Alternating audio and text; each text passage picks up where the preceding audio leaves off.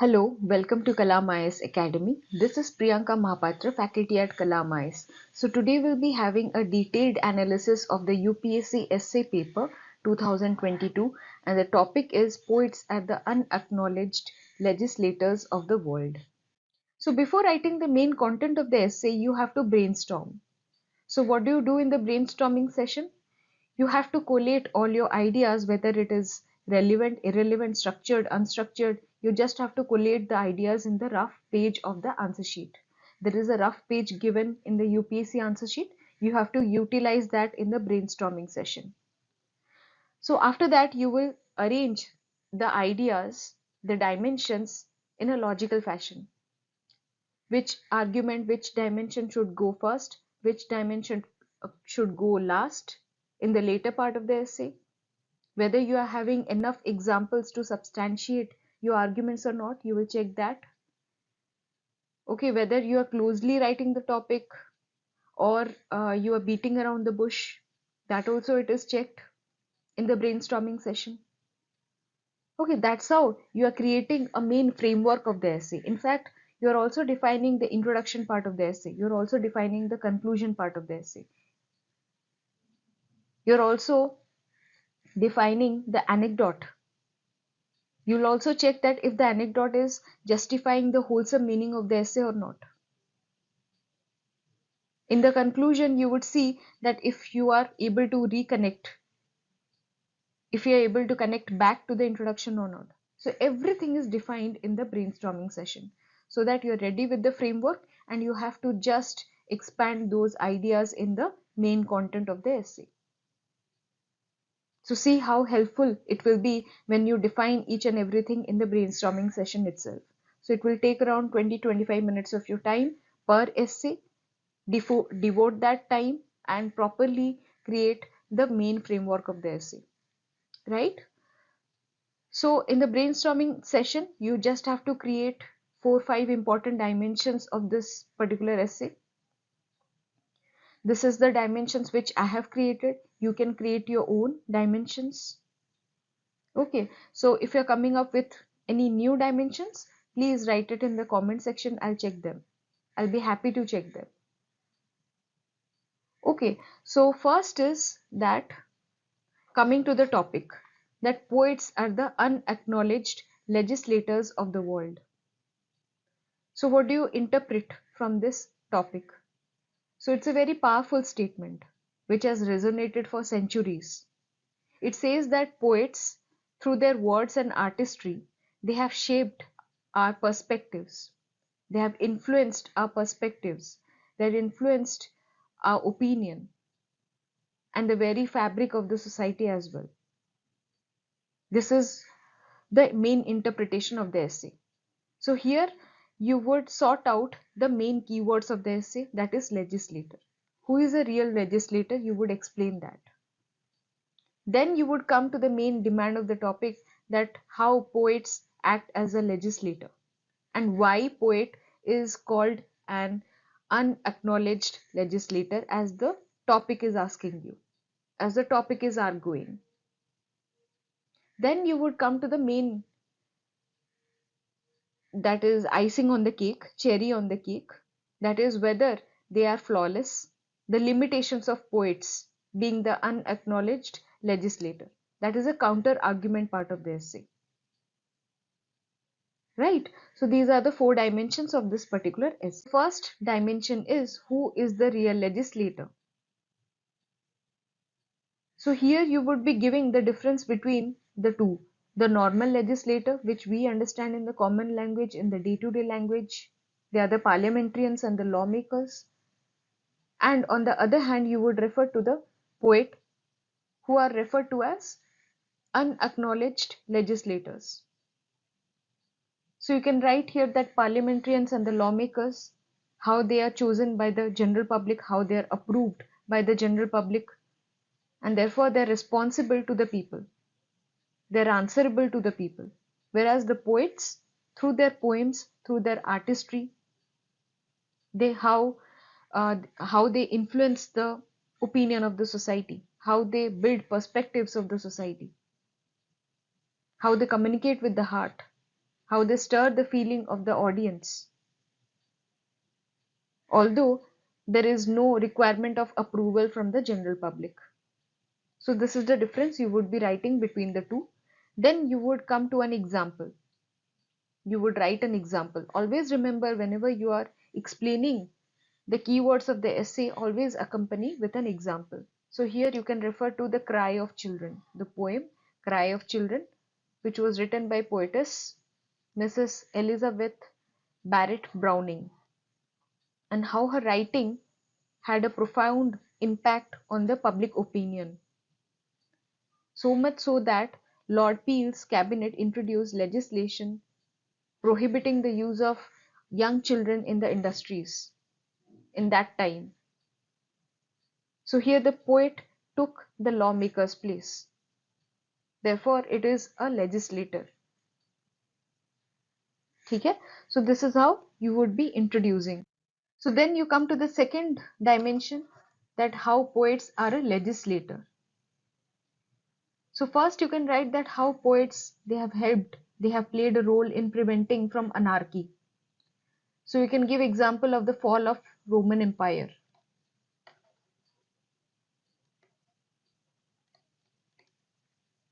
So after the collapse of Roman Empire and the beginning of the Christian era, it was the poets who were responsible for preventing the world from falling into utter anarchy and utter darkness. Then how poets can also promote nationalism, you can refer to the poems of Shakespeare. The historical dramas written by Shakespeare were responsible for unleashing a tidal wave of patriotism into the hearts of the people. It instilled a sense of national pride.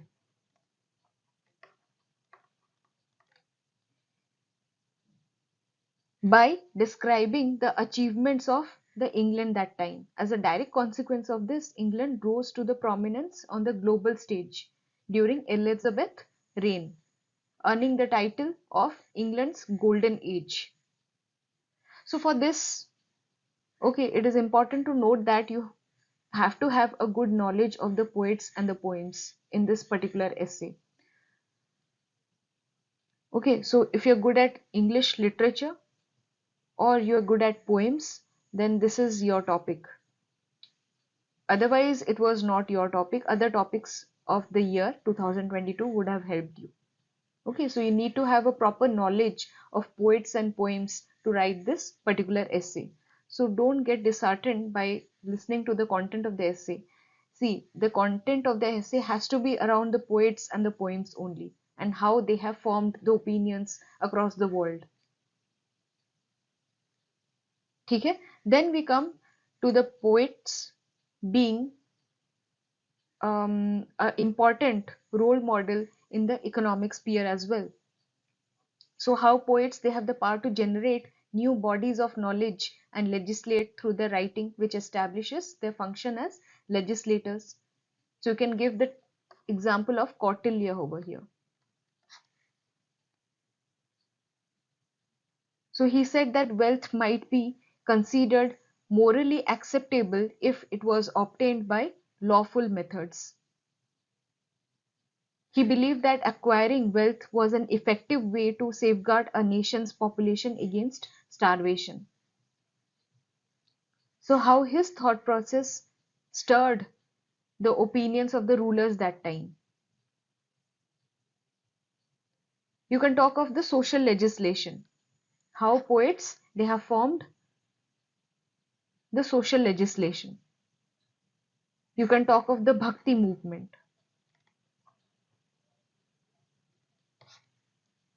So the poets during the Bhakti movement, they broke down the barriers regarding gender, caste, status. They criticized the orthodoxy and rigorous ceremonial practices of worship. They developed a relationship between the devotee and the divine. You can talk of Saint Kabir. You can talk of Guru Nanak over here.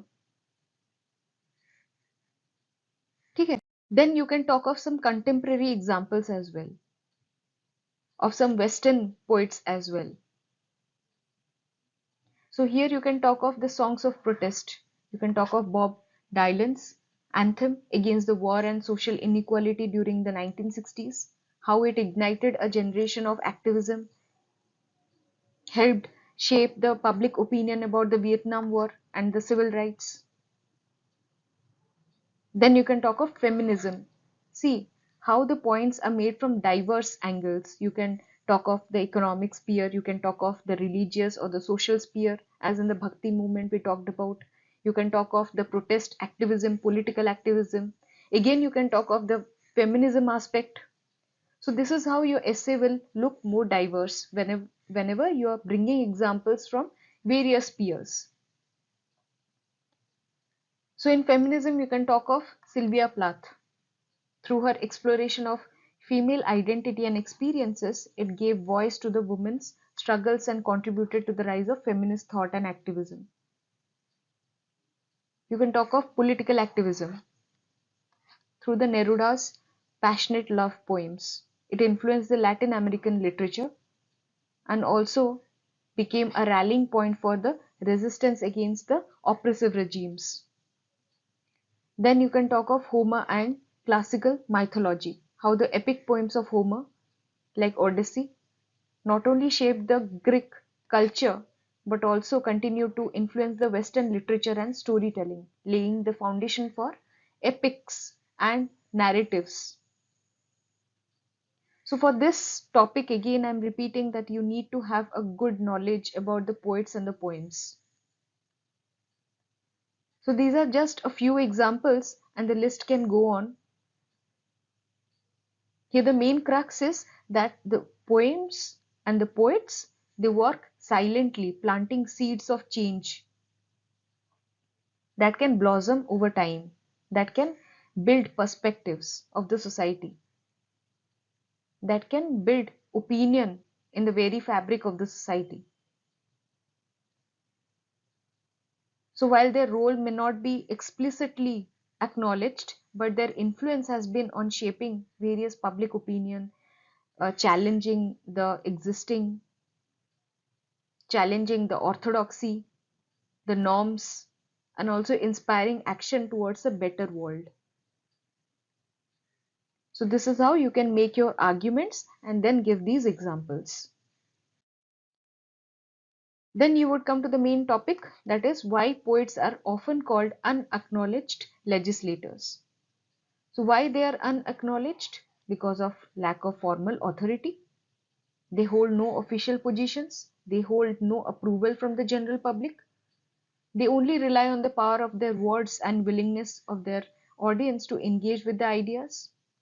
Again, you can talk of the individual perspectives it builds, in contrary to the legal frameworks that aims to establish universal rules and regulations. Here, poems or poets, they're concerned with the individual experience.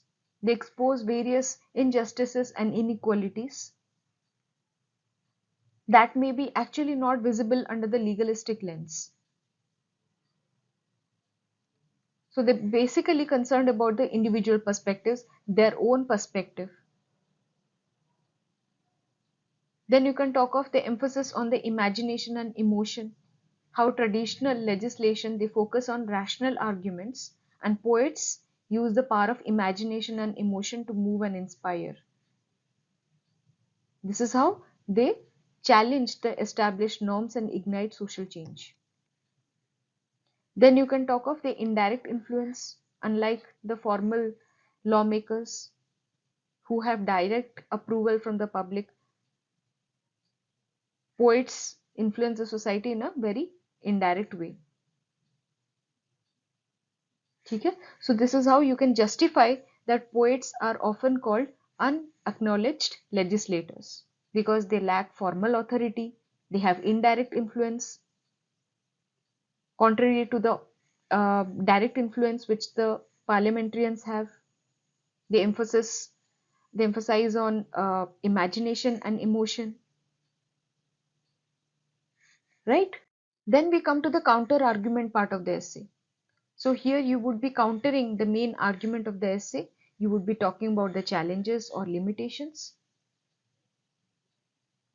Here you would talk about that how poets, they are having their own limitation, how they are facing limited reach and accessibility. It may not reach everyone because of the factors like literacy, language barriers, lack of exposure, lack of understanding. It can limit their audience compared to the parliamentarians who have wider reach. You can talk about that how poets, they have indirect and very subtle influence. They build perspectives in a very gradual manner, in a very slow manner, making it difficult to measure the direct impact on the policy or on the public.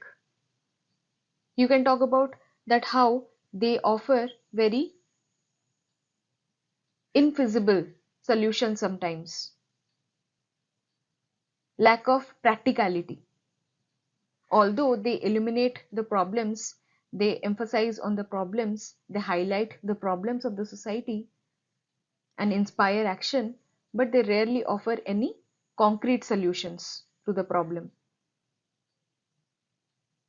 So this gap between raising awareness and enacting policies remain a big challenge for them. Again, there is a competition for attention.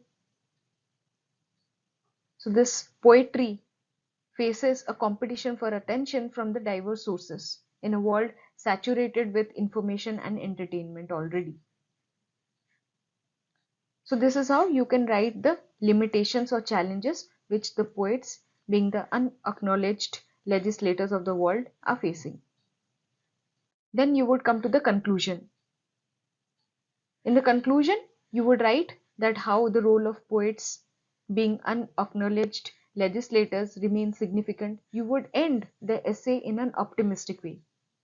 How they have been raising awareness of very crucial issues, challenging power structures, and inspiring us to imagine a better world. They have been indirectly influencing to the long-term evolution of the human values and societal ideals, even if their efforts go unrecognized in the halls of power. So this is how you would be ending your essay in a very optimistic way, negating the limitations. ठीक है? So this was all about this topic's discussion. Any other ideas which you are having in your mind regarding this topic, you can write it in the comment section. I would be happy to check them. Okay, so till then, goodbye, take care, happy learning.